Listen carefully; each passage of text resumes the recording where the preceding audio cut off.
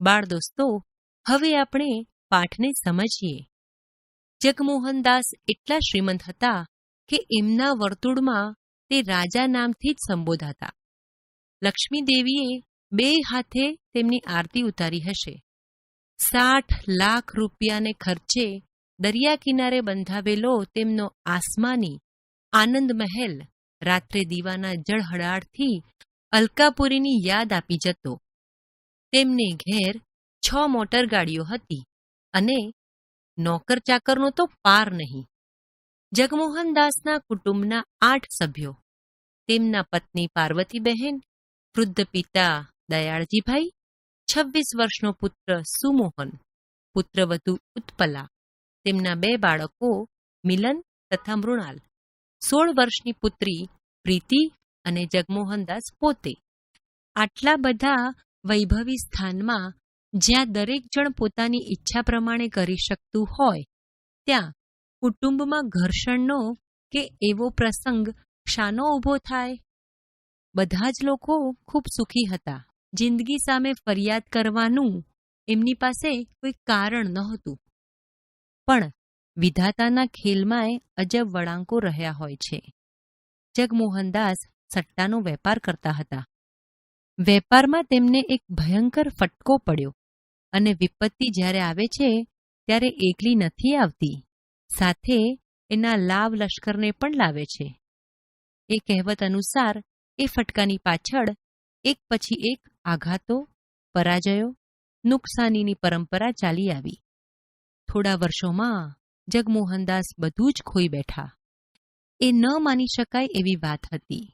આટલી બધી સંપત્તિ, આટલો વૈભવ, આ માન, સ્થાન બધું જ પાણીના રેલાની માફક આંખ ઉઘાડતા ન ઉઘાડતામાં વહી ગયું. નુકસાન એવડું મોટું હતું કે શેઠને પોતાનો બંગલો સુદ્ધા વેચી નાખવો પડ્યો. મોટરગાડી ને ઘરની બીજી કિંમતી વસ્તુઓ તો એ પહેલા જ વેચી નાખેલી. અતિશયોક્તિ વગર ખરેખર સોનાના પારણામાં જેમના બાળકો ઝૂલ્યા હતા, એ જગમોહનદાસ 50 રૂપિયા ભાડું આપી એક નાનકડા મકાનમાં રહેવા ચાલ્યા ગયા. શ્રીમંતાઈ માણસના સ્વભાવને એક પ્રકારની અક્કડતાથી સજાવી રાખે છે. વૈભવનું ઊંચું આસન એના સ્વભાવને અમીરી બેપરવાઈનો અંચડો પહેરાવે છે. પણ માણસની સામે જ્યારે આફતો આવી પડે છે, પાઈના હિસાબ ઉપર એને દિવસો ખેંચવાના હોય છે, ત્યારે એના સ્વભાવમાં સમતુલાને ઔદાર્ય કેટલા રહે છે એ એક નિરીક્ષણ કરવા જેવી વસ્તુ છે.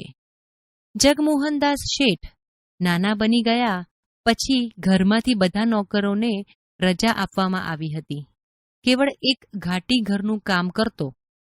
રસોઈનું કામ સ્ત્રી વર્ગે ઉપાડી લીધું હતું.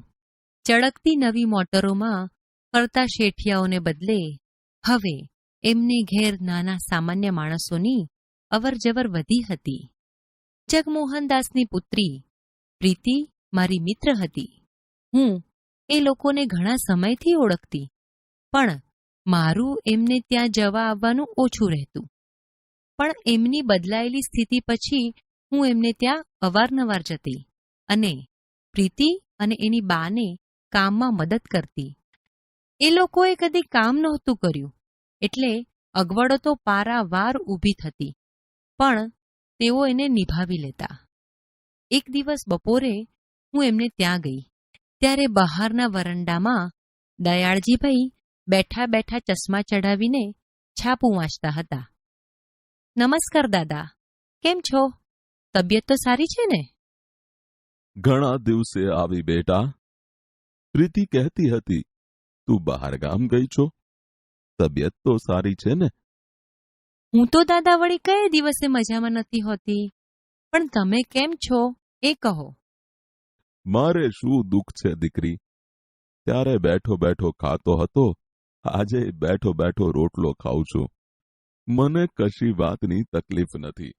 હજુ આજે પણ સવારે હું પથારીમાંથી ઉઠું કે મસાલો નાખેલી ગરમ ચાનો સરસ કપ હાજર થઈ જાય છે.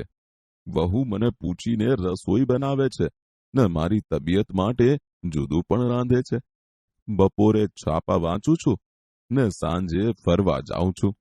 મોટર નથી એટલે હવે ચાલવાની કસરત મળે છે. તે ઉલટું સારું રહે છે. તો દાદા, તમે નિશ્વાસ કેમ મૂક્યો? એમ છે દીકરી, જ્યાં સુધી સાહેબી હતી ત્યાં સુધી બેઠો બેઠો ખાતો હતો. તે કશું ખરાબ નહોતું લાગતું. પણ આજે જેણે કદી કશું કામ નહોતું કર્યું એવા આ પાર્વતી, પ્રીતિ, ઉત્પલા જોશભેર કામ કરવા લાગી ગયા છે. ત્યારે હું બુઢ્ઢો કશું કર્યા વગર ખાઉં છું તે મને ખૂંચે છે. પણ હું હવે શું કરી શકું? મારી જુવાનીમાં તો મેં પણ ઘણું કામ કર્યું છે. પણ અત્યારે આ અવસ્થાએ મને કોણ કામ આપે? બસ આ જ વાતનું દુઃખ રહ્યા કરે છે. કાંઈ નહીં દાદા, તમારી અવસ્થા પણ ક્યાં છે કામ કરવા જેવી. મેં આશ્વાસન આપવાનો પ્રયાસ કર્યો ને અંદર ગઈ. ત્યાં સુમોહન બહાર જતો વચ્ચે જ મળી ગયો. ઓહો, દર્શના બહેન, ઘણે દિવસે કાંઈ? હા, જરા બહારગામ ગઈ હતી. કેમ છે કામકાજ? નવી નોકરીમાં આનંદ છે ને? આનંદ તો છે દર્શના બહેન. છેક અમેરિકા જઈને ભણી આવ્યો. એ નકામું તો ન જ જાય ને.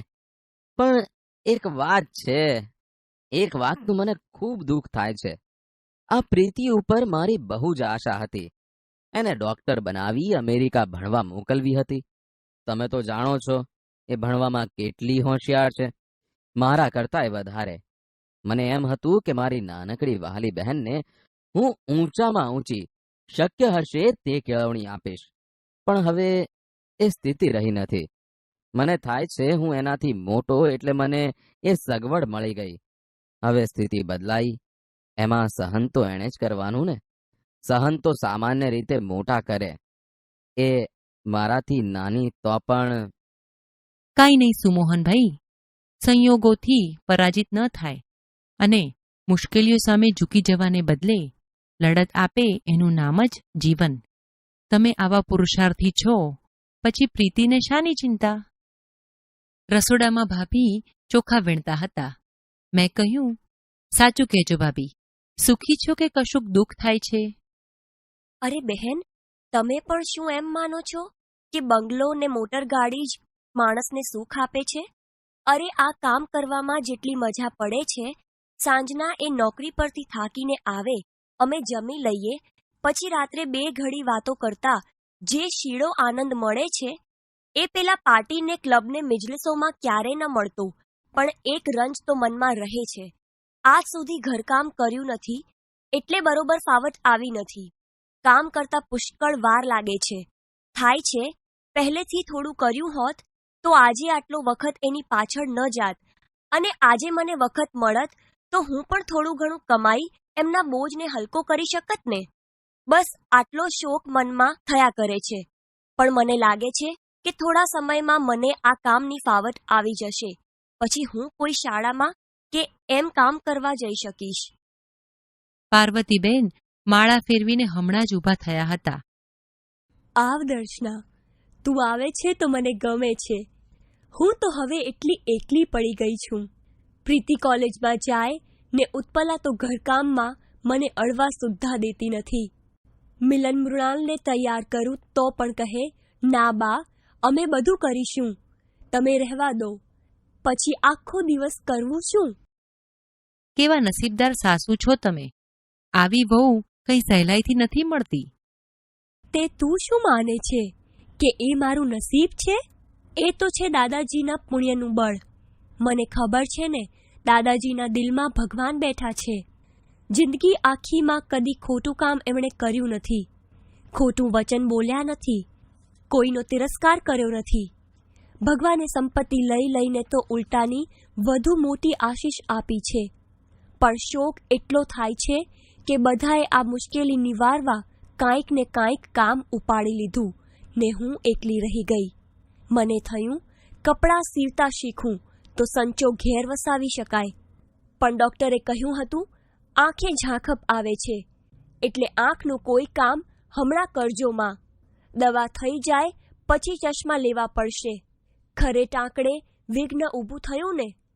બસ આટલું ના હોત તો કશીએ ખોટ નહોતી. પ્રીતિ, તું તો ખૂબ ભાગ્યવાન છે.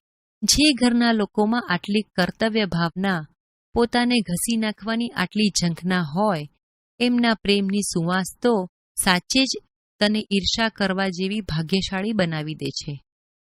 કર્તવ્ય ભાવના? હું તો એને શ્રીમંતાઈ કહું છું. પેલી શ્રીમંતાઈ તો વસ્તુનો આડંબર હતો, બહારની ચીજ હતી. સાચી શ્રીમંતાઈ તો એ સહુના દિલમાં વસી છે, સંસ્કારની શ્રીમંતાઈ. એમ ન હોત તો આર્થિક દ્રષ્ટિએ આટલા મોટા પતન પછી અમે શી રીતે અમારા ઘરની એ જ સંવાદિતા, એ જ આનંદ, એ જ અખંડિતતા જાળવી શક્યા હોત, કહે તો? ઘણા મોટા ધનની સ્વામીની બની છો પ્રીતિ.